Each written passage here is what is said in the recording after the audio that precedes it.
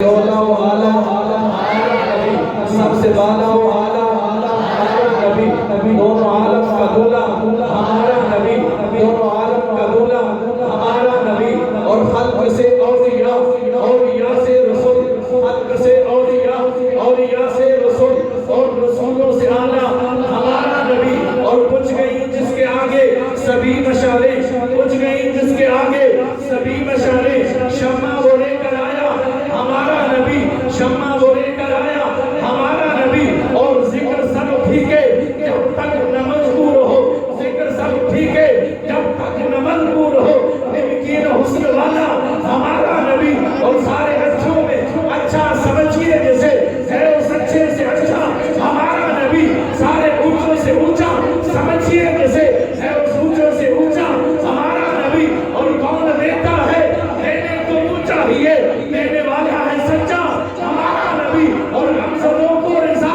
مشکا دیجئے کہ ہے، ہم سبوں کو رضا مشکا دیجئے کہ ہے، بے قصوں کا سہارا ہمارا نبی، بے قصوں کا سہارا ہمارا نبی۔ ہم آئیے میری محبتوں اور عقیدوں کو درمیان نعرہ بلند کیجئے، تشریف لاتے ہیں عالم بہاول حضرت علامہ مولانا محمد زبیر نقشبندی صاحب، ملتمس ہوں کہ وہ آئیں اور اپنے خیالات کا اظہار فرمائیں۔ نعرہ تکبیر، نعرہ تکبیر، نعرہ رسالت، نعرہ رسالت، نعرہ تحقیق، نعرہ حیدری، نعرہ غوثیہ، تاجدار ختم نبوت۔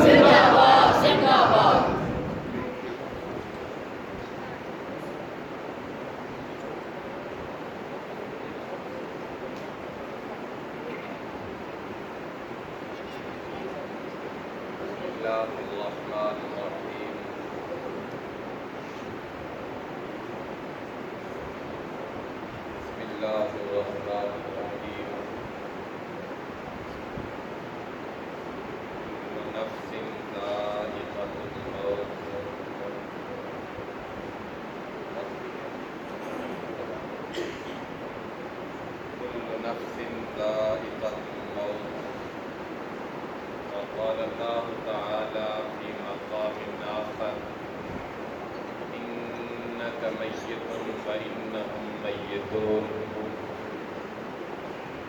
وقال الله تعالى في مقام آخر تلك الجنة التي نورث من عبادنا من كان تقيا. وقال الله تعالى في مقام آخر يمحو الله ما يشاء ويثبت وعنده أم الكتاب. وقال الله تعالى في مقام آخر واصبر نفسك مع الذين يدعون ربهم بالغداة والعشي يريدون وجهه ولا تعد عيناك عنهم تريد زينة الحياة الدنيا. وقال الله تعالى في مقام آخر إن الذين آمنوا وعملوا الصالحات سيجعل لهم الرحمن ودا. اللهم صل على محمد وبارك وسلم صلاة وسلاما عليك يا رسول اللہ. تمام حضرات ادب سے ایک بار حضور خسرو خوبان محور نگاہ قدسیاں نور دیدائے عاشقاں رسالت مآب صلی اللہ علیہ وسلم کے حضور ناز میں ہدیہ سلام پیش کیجیے. الصلاۃ والسلام علیکم وعلی آلہ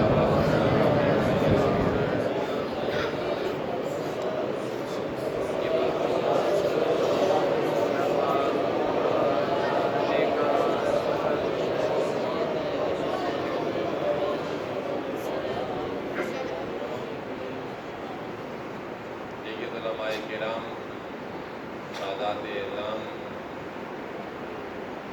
بالخصوص آج کی تقریب کے میزبان مکرم محترم علامہ مولانا ریاض القیوم صاحب حافظہ اللہ تعالی، فخر المدرسین، ہم سب کے لیے لائق تعظیم علامہ مولانا مفتی ہاشم قادیانوی صاحب حفظ اللہ ظلالہ، دیگر جید علماء کرام، آج ہم اللہ کے ایک مقبول بندے ولی کامل شمس العلماء خواجہ دیوان علی صاحب نقشبندی مجددی قدس اللہ سرہ العزیز کے سالانہ شریف کی اس دعائیہ تقریب میں شریک ہیں۔ اللہ تبارک و تعالی حضرت صاحب عرس کے چشمہ فیض سے مجھے بھی، آپ کو بھی، ان کے خانوادہ کے ہر فرد کو، اس بستی کے ہر فرد کو وافر حصہ عطا فرمائے۔ اس سے قبل علامہ صاحب نے اور نقیب محفل نے بڑے جاندار طریقہ سے آپ کے جذبوں کو حرارت دی اور ہمارے علم میں بھی اضافہ کیا کہ حضرت صاحب عرس علیہ رحمہ آپ کو شمس العلماء کا ٹائٹل کسی انگریز سرکار نے نہیں دیا، اللہ کے ایک محبوب بندے مولانا عبدالغفور ہزاروی علیہ رحمہ نے عطا۔ یہ بڑی سعادت کی بات ہے کہ ہم ایک ولی کامل، عالم شریعت، شیخ طریقت کے عرس کی دعائیہ تقریب میں شریک ہیں۔ گزارشات ترتیب دینے سے قبل دو تین باتیں میں ضرور عرض کروں گا۔ محفل عرس یہ محض کرامات بیان کرنے کا حوالہ نہیں ہونی چاہیے۔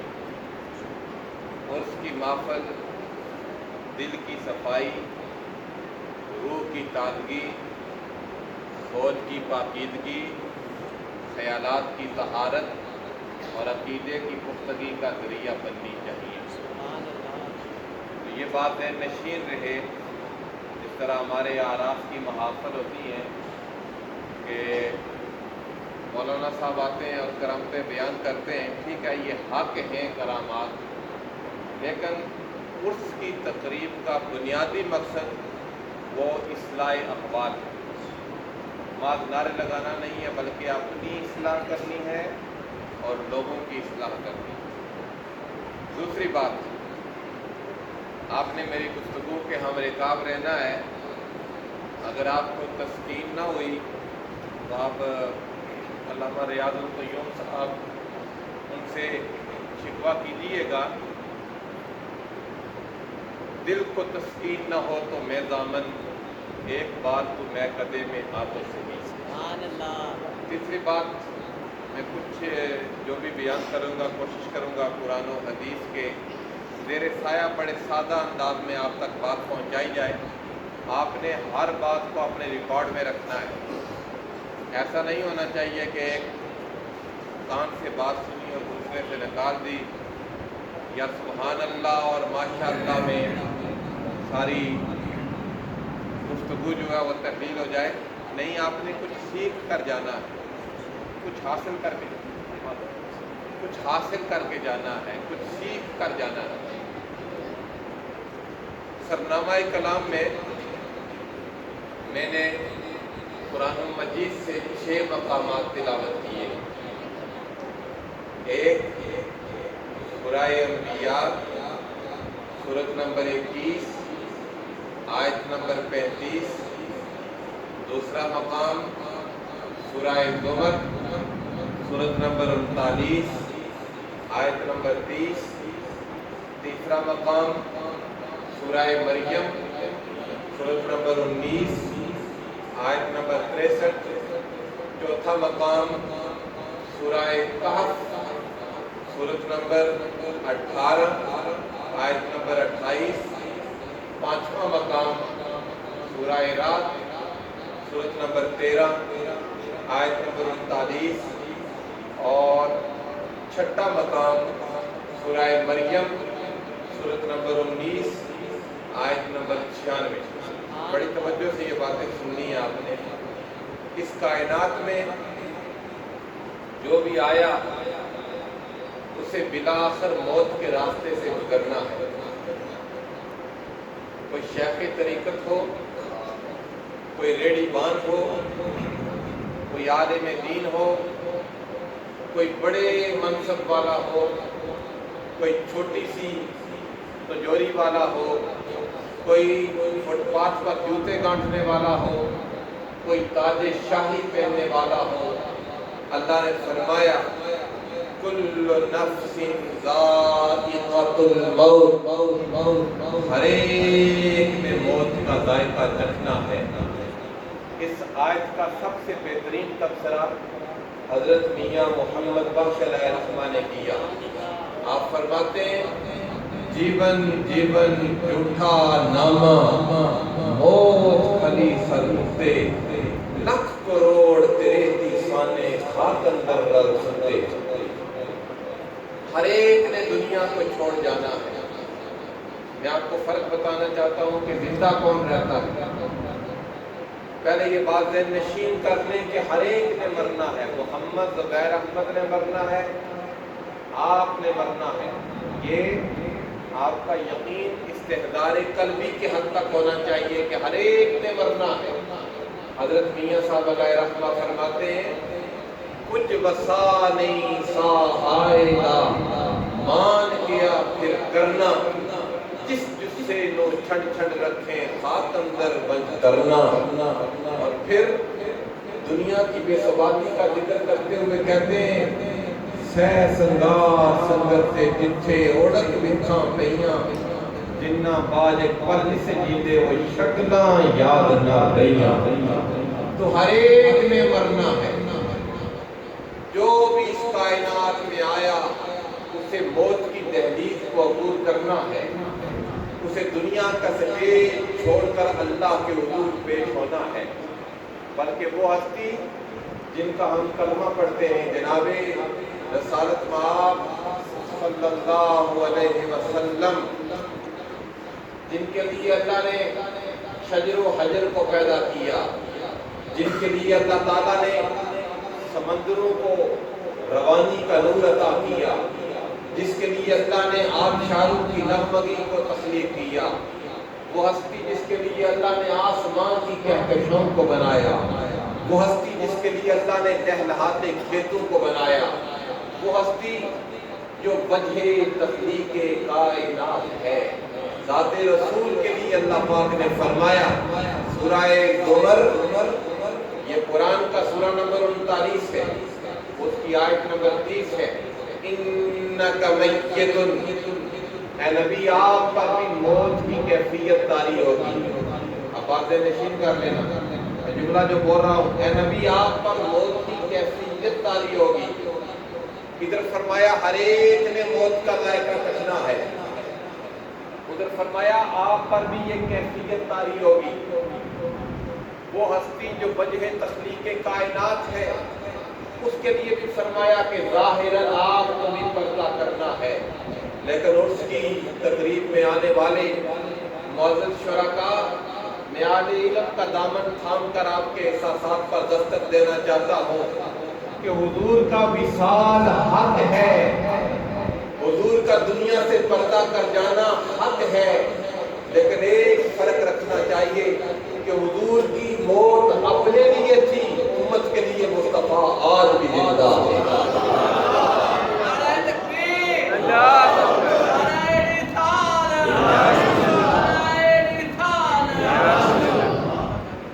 اعلیٰ حضرت نے ترجمانی کی، تو زندہ ہے اللہ، تو زندہ ہے اللہ، میرے چشم عالم سے چھپ جانے والے۔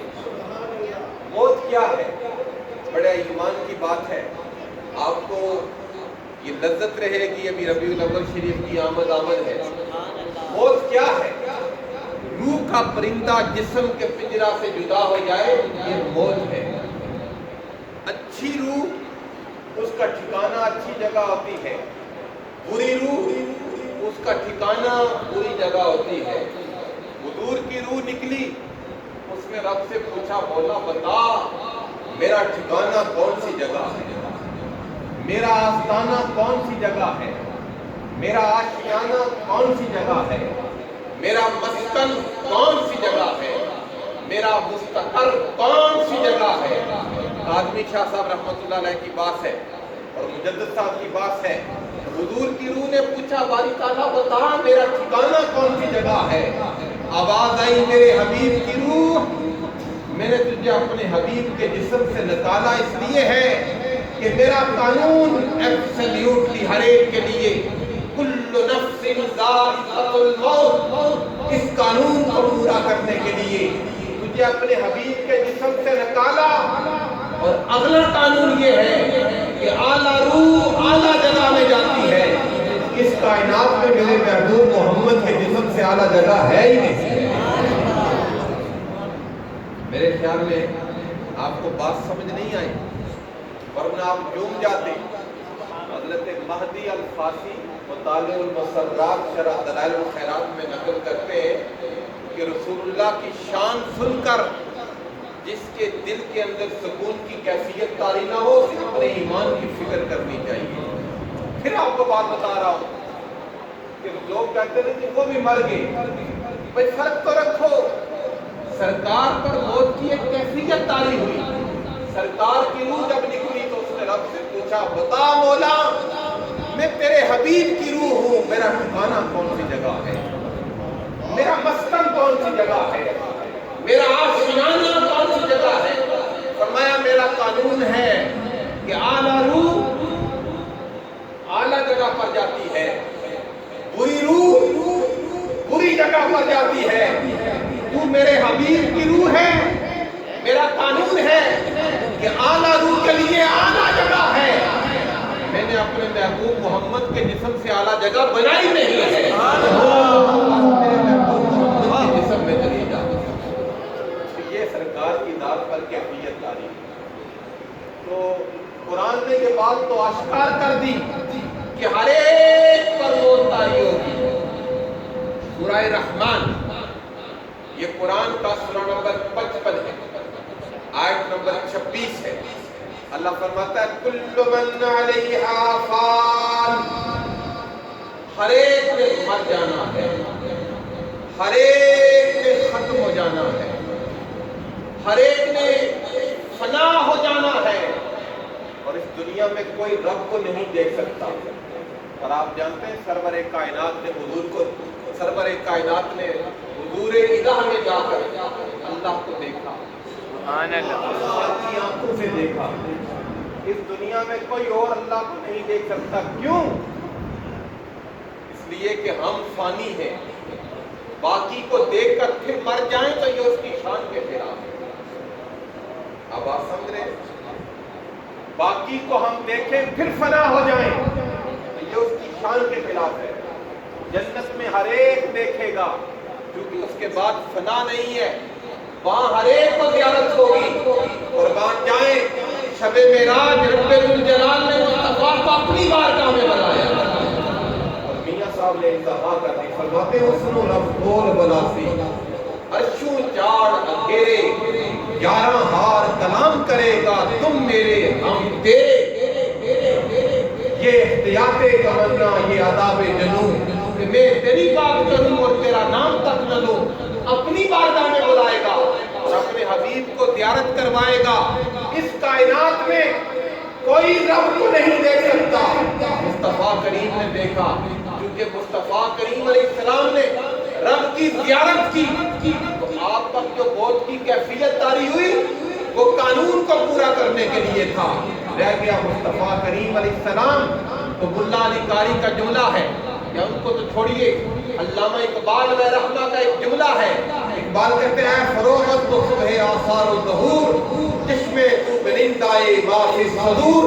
اللہ نے اپنے حبیب کو ایسی زندگی عطا کی ہے کہ امتی موری شریف کے اس مقام پر بیٹھ کر دل میں کوئی خیال لاتا ہے، امتی کے کان کو خبر بعد میں ہوتی ہے، وکیل گنبد خضرا کو اس کی خبر پہلے ہو جائے۔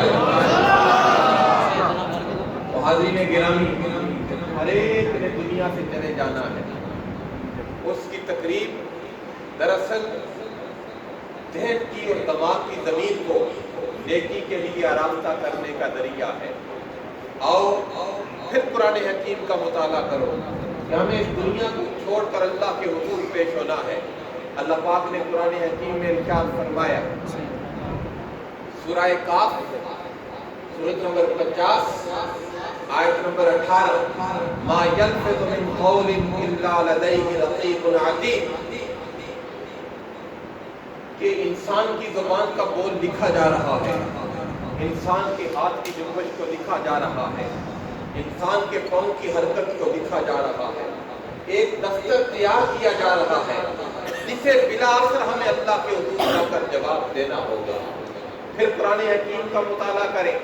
अल्लाह पाक ने फरमाया सूरह अल-क़यामा सूरत नंबर 75 आयत नंबर 36, अयहसबुल इंसान अन युत्रका सुदा, इंसान ये गुमान करता है कि अल्लाह ने उसे फजूल पैदा किया, उसकी तख्लीक का कोई मकसद नहीं, उसे लौट कर अल्लाह की बारगाह में जाना है। फिर आप कुरान हकीम का मुताला करें। अल्लाह तबारक व तआला ने फरमाया सूरह मोमिनून सूरत नंबर 23 आयत नंबर 114, अफहसिबतुम अन्नमा खलक़नाकुम अबसा व अन्नकुम इलैना ला तुरजऊन, लोगों तुम ये गुमान करते हो कि अल्लाह ने तुम्हें फजूल पैदा किया? नहीं, लौट कर तुम्हें अल्लाह की बारगाह में जाना है।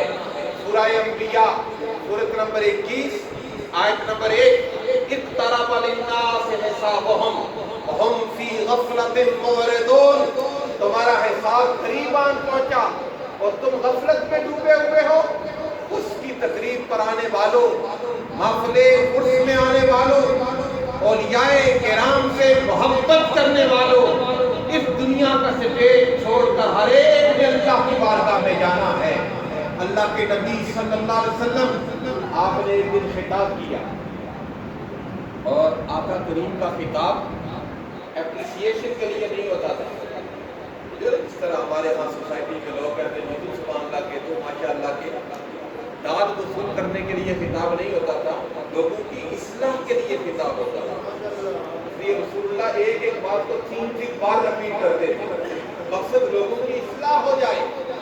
हमारे यहाँ तो लोग बयान कम करते हैं और लोगों पर ज्यादा जो है गुस्सा जानते हैं कि तूने सुभान अल्लाह नहीं कहा। एक साहब हमारे वीर पर में तशरीफ लाए, वो फरमा रहे थे कि आप 10 किलो का सर हिला देते हैं, गांव की जबान नहीं। तो मैंने इनसे अर्ज किया, कुछ लोग रोकर सुभान अल्लाह कह रहे होते हैं, कुछ आंसू बहाकर सुभान अल्लाह कह रहे होते हैं, कुछ झूम कर सुभान अल्लाह कह रहे होते हैं। हर एक का अपना अपना अंदाज है।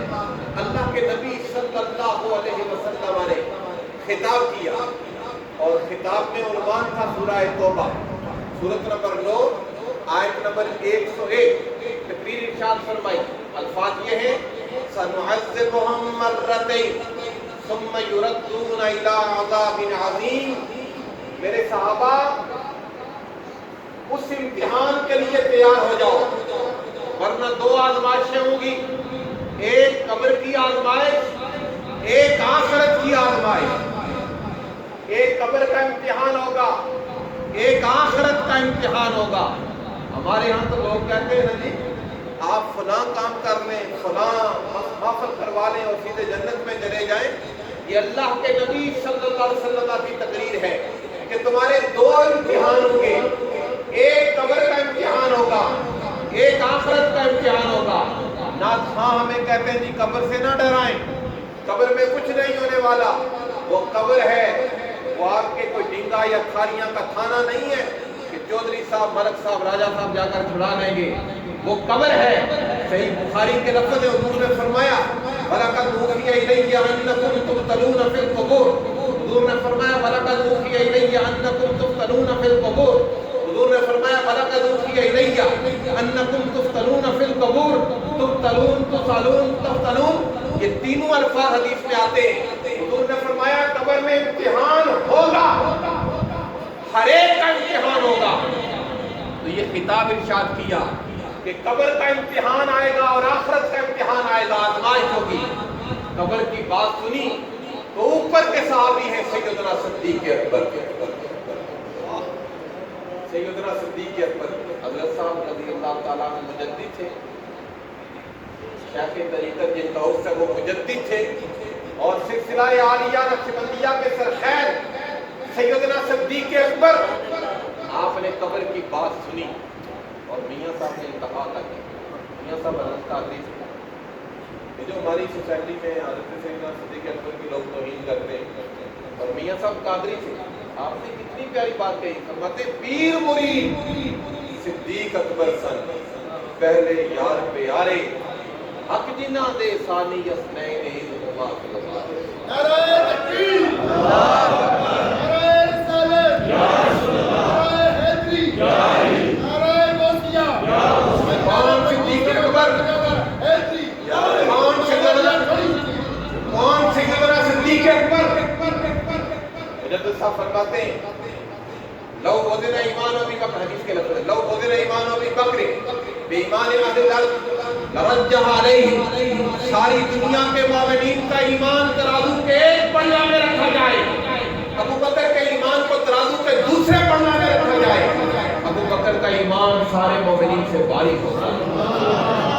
کون سیدنا صدیق اکبر جن کی قولاً فعلاً تقریراً سرکار نے امامت کو موقت کیا. انہوں نے قبر کی بات سنی، قبر کی بات سنی تو کہتے ہیں، اس کے ساتھ بیٹھتے ہیں، کہتے ہیں یا لیتنی لم اخلق، کاش میں پیدا ہی نہ ہوتا. یہ وہ لوگ ہیں جنہیں حضور نے کہا ابو بکر فی الجنہ، عمر فی الجنہ، عثمان فی الجنہ، علی فی الجنہ. سرکار نے جنت کی بشارتیں دی، لیکن قبر کے امتحان کی بات سن کرتے ہیں یا لیتنی لم اخلق، کاش میں پیدا نہ ہوتا. بلکہ مجلس برخاست ہوئی تو ایک راستے سے گزر رہے تھے، فرا عصفورا وقال یا عصفور طوبی لک، آپ نے درخت پر چڑیا کو دیکھا اور کہا تجھے مبارک ہو، کھا بھی رہی ہے پی بھی رہی ہے، تیرا امتحان نہیں ہوگا. اور پھر دھاڑے مار کر رونے لگے کہ ابو بکر تجھے امتحان کے کٹہرے میں کھڑا ہونا ہوگا. کیا اس کی تقریب میں ہمارا حال جاتا ہے اس طرف؟ ہم سمجھتے بس کوئی چاول کھا لیے، لنگر کھا لیا تو ٹھیک ہے جی، بچے کو چرائے لوگے. یہ قبر ہے، قبر اس کے لیے تیاری کرنا ہوگی. سیدنا صدیق اکبر کہتے ہیں یا لیتنی لم اخلق، کاش میں پیدا نہ ہوتا. دوسرے خلیفہ راشد ہیں سیدنا عمر بن الخطاب. کون عمر؟ سرکار نے فرمایا الحق ینطق من لسان عمر، عمر اللہ کی زبان کا ٹرانسلیٹر ہے. کون عمر؟ حضور نے فرمایا ان الشیطان یفر من ظل عمر، شیطان عمر کے سائے سے بھاگتا ہے. کون عمر؟ حضور نے فرمایا سراج اہل الجنہ عمر، اہل جنت کا چراغ عمر ہے. کون عمر؟ حضور نے فرمایا لو کان بعدی نبی لکان عمر، اگر میرے بعد تاجدار ختم نبوت کے نعرے آپ نے سنے تھا کہ ہمارا ایمان کا بنیادی عقیدہ ہے.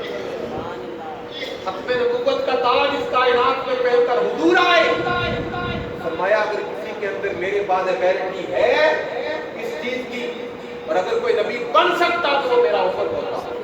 اتنی شان والے عمر.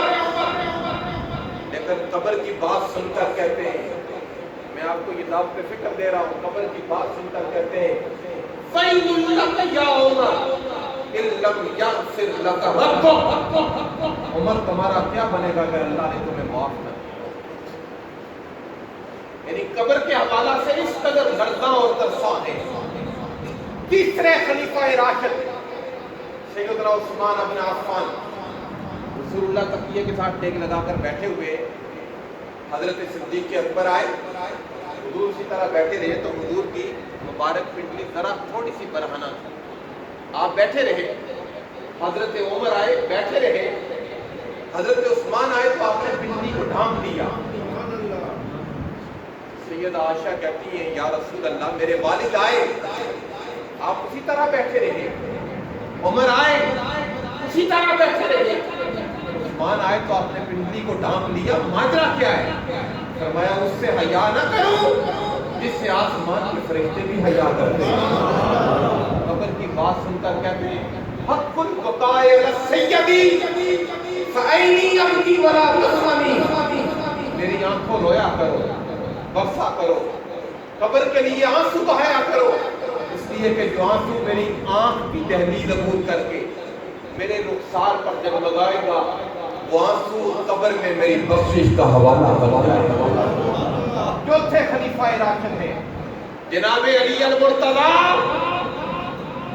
تاجدار حلقہ، مرتضی مشکل کشا داماد محمد مصطفیٰ صلی اللہ علیہ وسلم، آپ قبر کی بات سنتے ہیں تو رات بھر آپ پریشان رہے۔ کسی نے کہا آپ کاہے کے لیے پریشان ہیں؟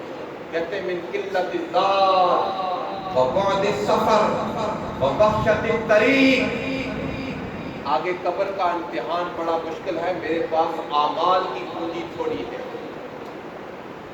سیدہ عائشہ صدیقہ رضی اللہ تعالی عنہا، اگر خواتین میری بات سن رہی ہیں، یہ وہ شخصیت تھی سیدہ عائشہ، کیونکہ سید علماء کرام بیٹھے ہیں، اس دور میں ضرورت ہے سیدہ صدیق اکبر کی شان بہت زیادہ بیان کرنے کی، سیدہ عائشہ کی شان بہت زیادہ بیان کرنے کی، سرکار کے خاندان کی شان بھی بہت زیادہ بیان کرنے کی، لیکن بعض لوگ سرکار کے خاندان کا ذکر کر کے سیدہ عائشہ پر تبرہ کرتے ہیں، سیدنا صدیق اکبر کی تنقیص کرتے ہیں۔ اہل سنت وہ عظیم مسلک ہے جس میں محبت اہل رسول کا بھی درس ہے، محبت اصحاب رسول کا بھی درس ہے۔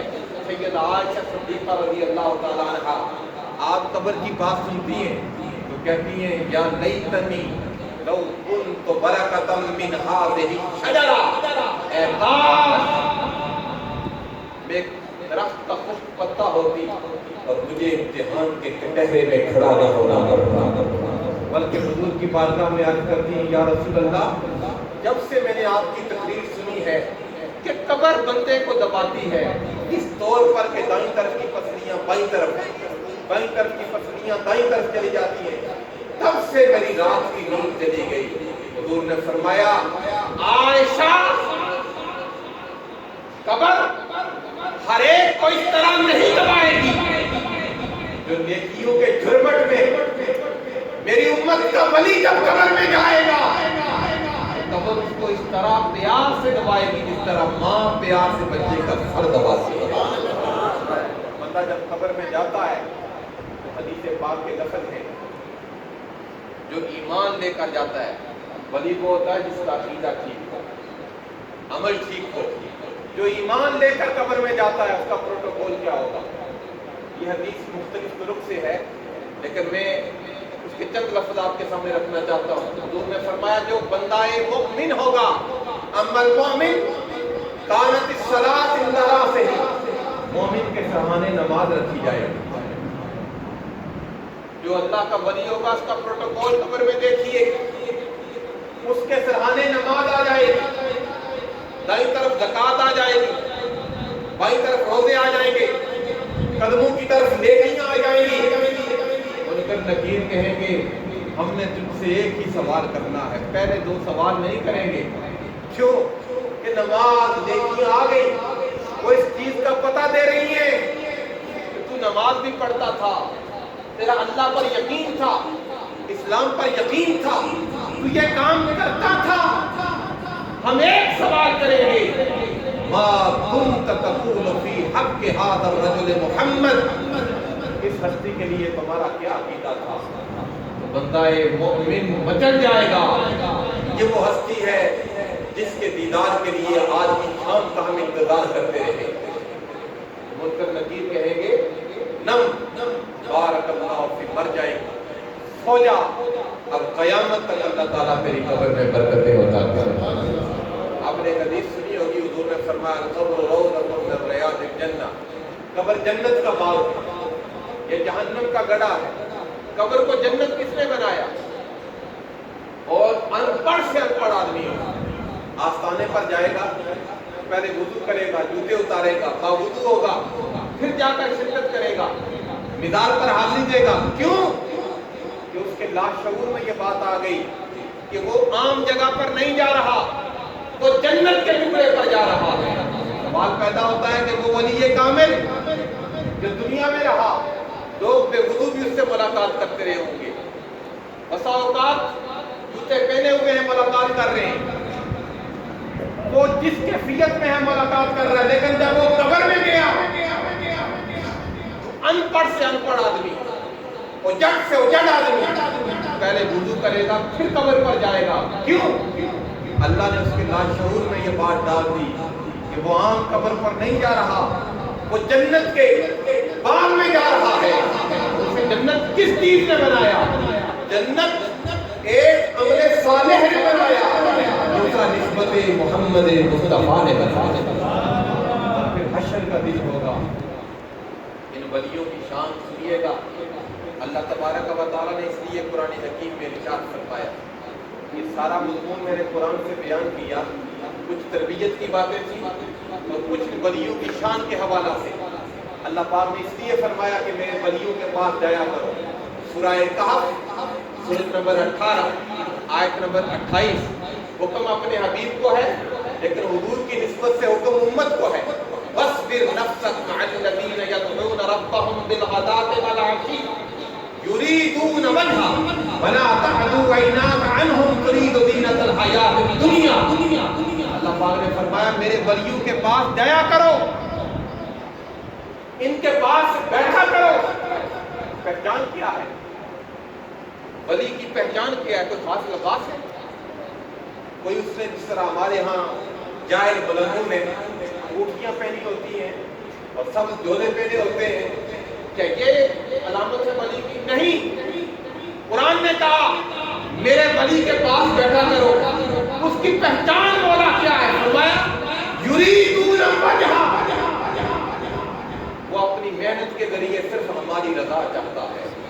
اس کے پاس بیٹھا کرو. اس لیے کسی نے کہا تھا گرد مستاں گرد ہوئے او رسل ہوئے او کر کم رسل رویتے ایشا مسل.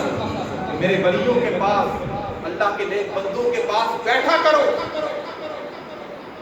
تمہیں اللہ کی معرفت کا نور نصیب ہوگا، اللہ کی معرفت کی خوشبو آئے گی. اور اگر خوشبو نہ آئی، ان کا چہرہ دیکھو گے تمہارے لبوں پر خدا کا ذکر جاری ہو جائے گا. اور حضور نے خود فرمایا، عبداللہ بن عباس حدیث کے راوی ہیں، سرکار سے پوچھا گیا یا رسول اللہ کس کی مجلس میں جائیں، کس کی صحبت اختیار کریں؟ تو معاشرے میں آرٹیفیشیلٹی بہت زیادہ ہے، معاشرے میں تصنع اور بناوٹ بہت زیادہ ہے، ان پڑھ پیر بہت زیادہ ہے. میں اچھے لوگوں کی بات نہیں کر رہا، میں خود صاحب نسبت ہوں. میں 16 سال سے ایک بڑے آستانے پر جمعہ پڑھا رہا ہوں، میں صاحب نسبت ہوں. لیکن جو ہمارے ہاں لوگوں نے بنا لیا ہے، فلاں کے پاس جانا ہے، فلاں کے پاس جانا ہے، جو جہاں کا عامل ہے ہم اس کو پیر طریقت اور پتہ نہیں کیا نہ کیا لکھ دیتے ہیں.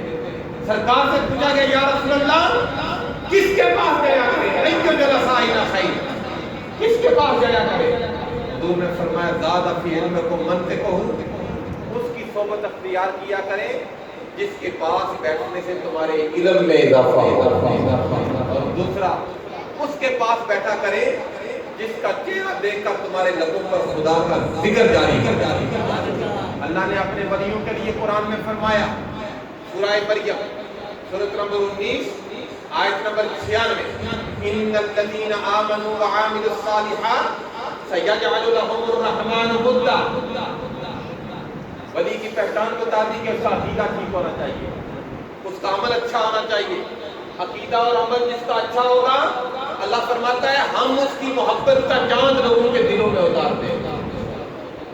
یہ جو بات لوگ کرتے ہیں بڑے بناوٹی سے طریقے میں، کھڑی سے کیونکہ کافی سارے لوگوں کو جانتا ہوں، آج خود اپنے نام کے ساتھ بڑے بڑے القابات لکھ دیتے ہیں.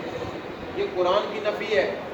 قرآن نے کہا جو میرا بندہ ہے اسے مصنوعی طریقہ اختیار کرنے کی ضرورت نہیں ہے، ہم اس کی محبت کا نور لوگوں کے دلوں میں اتارتے ہیں. غوث اعظم 1000 سال پرانے بزرگ ہیں، دادا صاحب 1000 سال پرانے بزرگ ہیں، لیکن آج بھی جب نام آتا ہے تو آنکھیں حیا سے جھک نہیں جاتی. یہ اللہ کا منصوبہ ہے کہ اللہ تعالیٰ اپنے ولیوں کی محبت لوگوں کے دلوں میں اتارتا ہے. پھر قرآن حکیم کا مطالعہ کریں.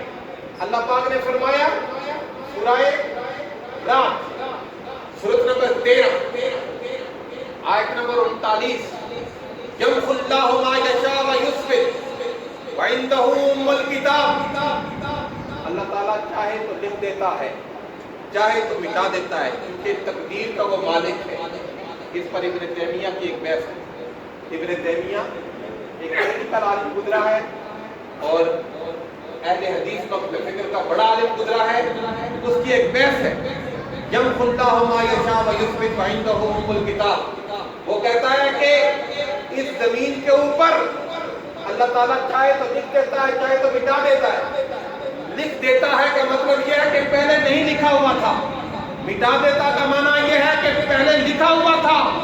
وہ کہتا ہے کہ عجب تماشا ہے، رب لکھتا بھی ہے مٹاتا بھی ہے، آخر لکھتا کیوں ہے اور مٹاتا کیوں ہے؟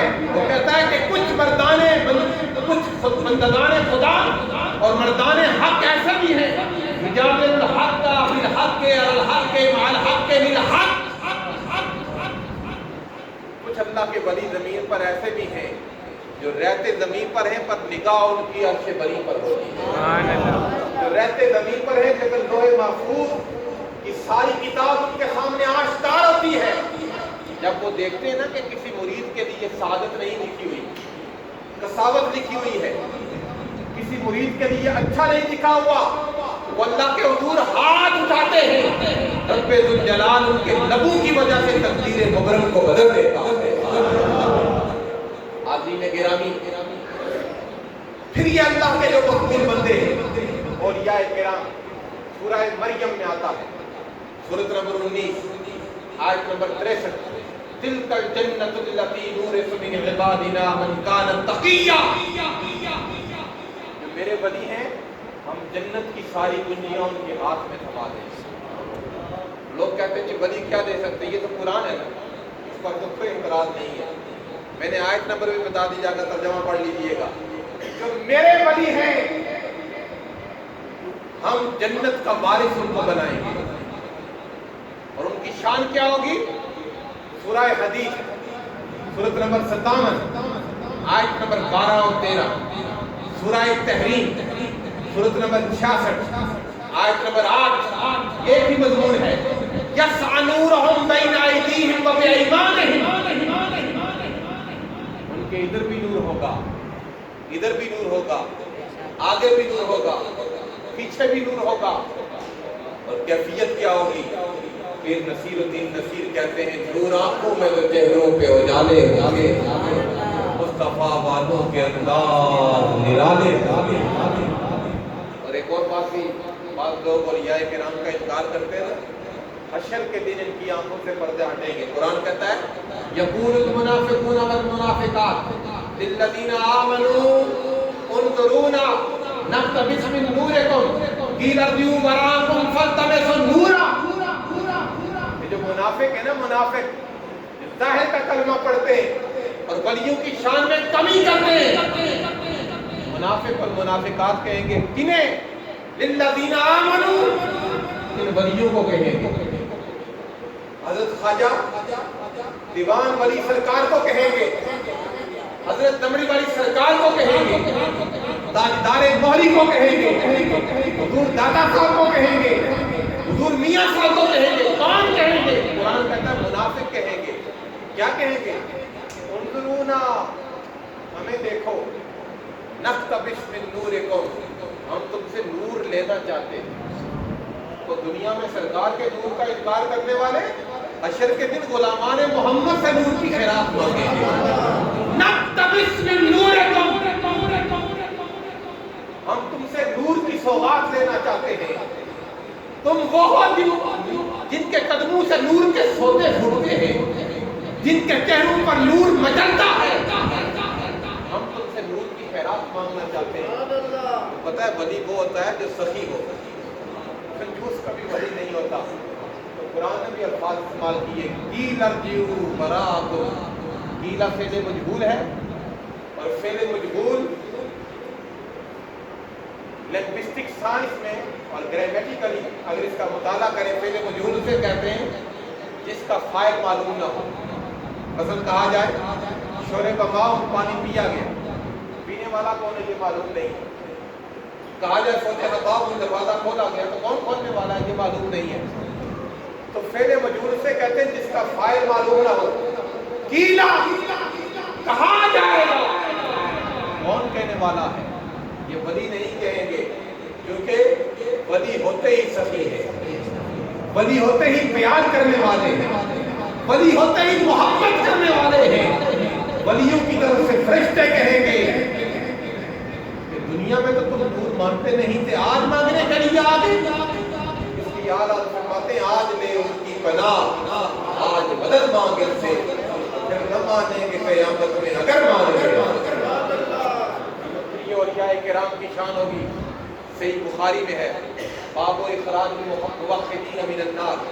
ابو سعید خدری روایت کرتے ہیں اور یہ حدیث 4 مقامات پر آئی ہے صحیح بخاری میں، پھر ابن ماجہ میں، پھر صحیح مسلم میں. حدیث پاک بڑی توجہ سے سنیے گا. اللہ اپنے ولیوں کو کہے گا جاؤ جنت میں چلے جاؤ.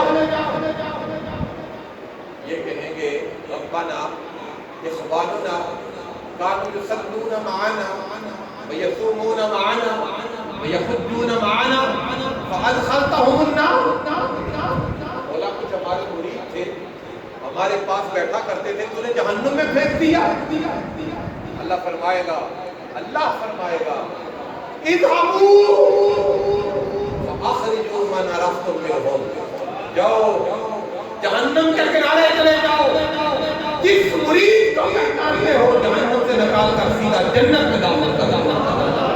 نعرہ تکبیر، نعرہ رسالت، نعرہ حیدری، یا علی، حضرت خواجہ دیوان علی زندہ باد. اس لیے حضرت میاں صاحب فرماتے ہیں صحبت مجلس پیر میرے لیے بہتر نفل نماز. ایک سخن شریف نادا کرتا محرم رازو، اسے تھی کسے خضر لیاسو. شیر کلام سخن تھی محنو بخشش مرشد پاسو. جو کچھ مجھے ملا ہے مرشد کے در سے ملا ہے، اور یہ فیض حشر کے دن بھی جاری رہے گا.